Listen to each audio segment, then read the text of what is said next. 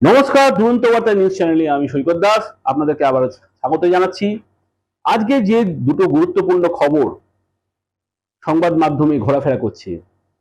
প্রথম খবর, আজকে মমতা বন্দ্যোপাধ্যায়, যিনি এর আগেও শুভেন্দু অধিকারীর কাছে নন্দীগ্রামে হেরে উনি কিন্তু একইভাবে নির্বাচন প্রক্রিয়া ঠিক মতন হয়নি এই প্রসঙ্গে নন্দীগ্রামের ভোটকে নিয়ে উনি সরব হয়েছিলেন যেভাবে, ঠিক একইভাবে এই 26-এ ভবানীপুরে বিপুল ভোটে যে হার, সেই হারের পর উনি একইভাবে সরব হয়েছিলেন। তিনি বলেছিলেন, ঠিক কি বলেছিলেন, যে এই ভোট কিন্তু সঠিকভাবে হয়নি, ভোট করতে দেওয়া হয়নি, ভোট লুট হয়েছে। ইভিএম কারসাজি নিয়ে সরব হয়েছিলেন। ঠিক আজকে এই এতদিন বাদ, অর্থাৎ 4 তারিখে ভোটের ফলাফল বেরোনোর পর আর আজকে এই 16 তারিখে মঙ্গলবার উনি আবার হাইকোর্টের কাছে দ্বারস্থ হন। ইস্যুটা কি? সেই একই ইস্যু, ভবানীপুরে বিপুল ভোটে হার। শুভেন্দু অধিকারীর কাছে 15,105 ভোটে পরাজিত হওয়ার পর ঠিক একইভাবে আজকেও উনি হাইকোর্টে সরব হলেন, হাইকোর্টের কাছে দ্বারস্থ হলেন। ভোট সঠিকভাবে হয়নি, ঠিক একই ইস্যুতে আজকে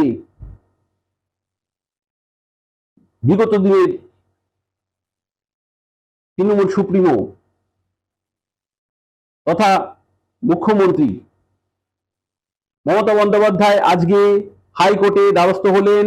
কল্যাণ বন্দ্যোপাধ্যায়, সঙ্গে ছিলেন কুণাল ঘোষ, ডেরেক ওব্রাইন, এদেরকে নিয়ে আজকে কিন্তু স্বয়ং উপস্থিত, এবং সঙ্গে ছিলেন দোলা সেনও, তাদেরকে নিয়ে উপস্থিত হলেন হাইকোর্টে সকালবেলায়। একেবারে ঠিক একই দৃশ্য আবার আমরা দেখতে পেলাম এই 2026-এ। মানে রাজনীতির খেলা, বুঝতে পারছেন তো।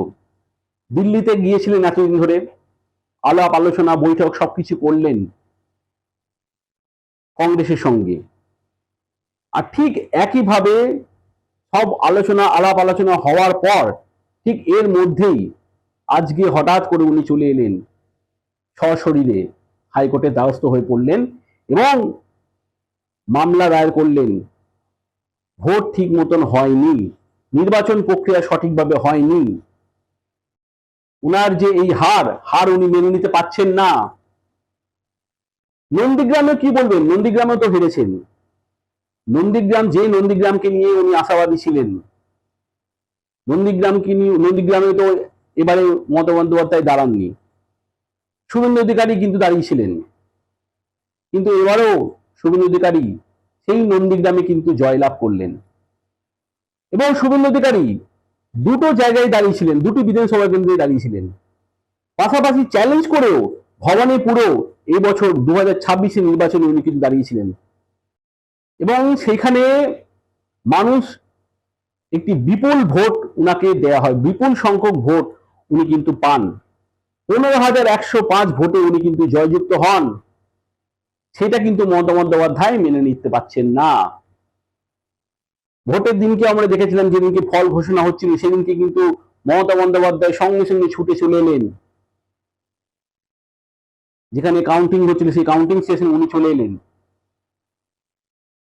সেই খবর পাওয়া মাত্রই শুভেন্দু অধিকারীও কিন্তু চলে এসেছিলেন সেই কেন্দ্রে, ভোট গ্রহণ কেন্দ্রে, অর্থাৎ যেখানে ভোটের কাউন্টিং হচ্ছিল, ভোট গণনা হচ্ছিল সেই কেন্দ্রে উনিও কিন্তু চলে এলেন, এবং একটা কথোপকথন কাটা হচ্ছিল, এবং সেই জায়গা থেকে দাঁড়িয়ে উনি দাবি করেছিলেন, অর্থাৎ মমতা বন্দ্যোপাধ্যায় দাবি করেছিলেন যে ভোট হচ্ছে না, ভোট লুট হচ্ছে, ইভিএম কারসাজি হচ্ছে। সেই একইভাবে আজকে এতদিন পর, অর্থাৎ 16ই জুন, মমতা বন্দ্যোপাধ্যায় স্বয়ং হাজির হয়ে পড়লেন হাইকোর্টের কাছে। কি উদ্দেশ্য, কি খেলা চলছে, আর হাইকোর্টে বা কি রায় দিতে পারেন, এই বিষয়ে আমরা কিন্তু আশাবাদী। কি হচ্ছে, কি হতে চলেছে রাজনীতির খেলা, আমরা কিন্তু দেখব। এই পর্যন্ত আজকে আমাদের এই প্রতিবেদন। আপনারা ফলো করুন, সাবস্ক্রাইব করুন এবং আমাদের দৈনিক যে পত্রিকা সেই দিকেও আপনারা নজর দিন, আপনারা গ্রাহক হন। নমস্কার।